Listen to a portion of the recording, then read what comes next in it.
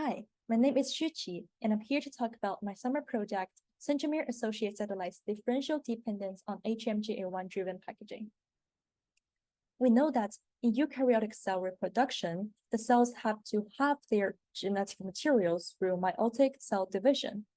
This process requires a very tight packaging of the chromatin, including the centromere and pericentromere structures.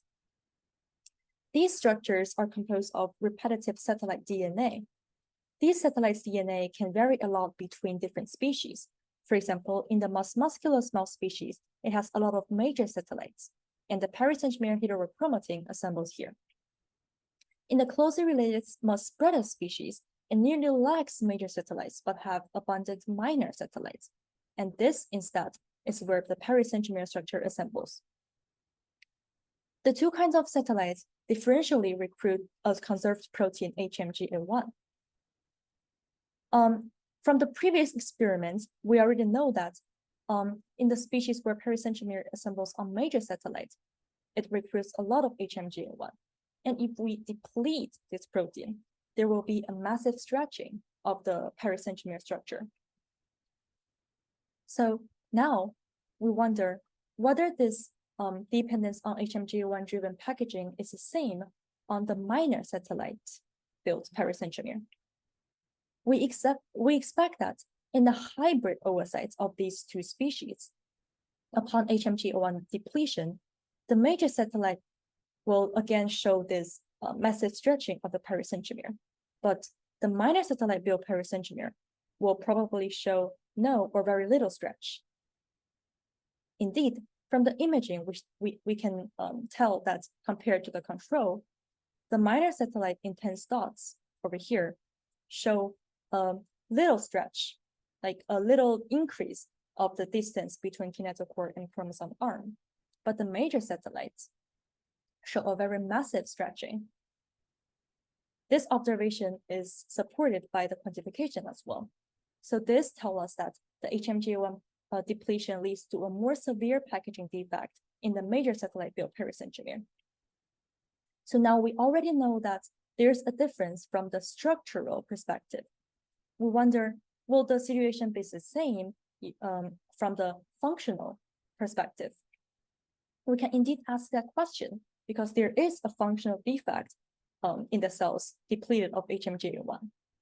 Under live imaging, where there is most likely a delay, many control cells can still divide, but none of the HMGA1 depleted cells divide, indicating that their spindle assembly checkpoint, SAC, is not satisfied.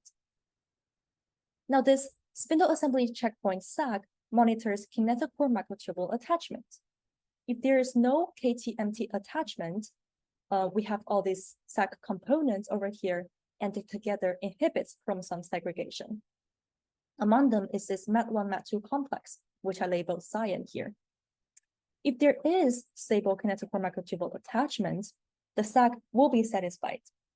Most importantly, the motor dining will physically strip off the MET1, MET2 complex. So if we look at the signal of this, for example, MET1, if it is on the kinetochore, then SAC is not satisfied here. If it is not colocalizing with the kinetochore, then for this specific kinetochore, the SAC is satisfied and there is stable kinetochore microtubule attachment. So if we look at the late metaphase cell, in the control, we have almost no MET1, maybe one or two kinetochores. This cell is likely going to divide soon. Now, in the same late metaphase in the HMGA1 depleted cell, we have very intense MET1 signal. Most importantly, it really co-localizes with this dim minor satellite dots. These are the kinetochores where the pericentromere is built of major satellites. The quantification supports this observation as well. So this shows us that the microtubule attachment are more delayed at the kinetochores associated with major satellite-built pericentromere, most likely because of a lack of tension. So overall, our results reveal that distinct satellites have differential dependence on the HMG01 driven packaging.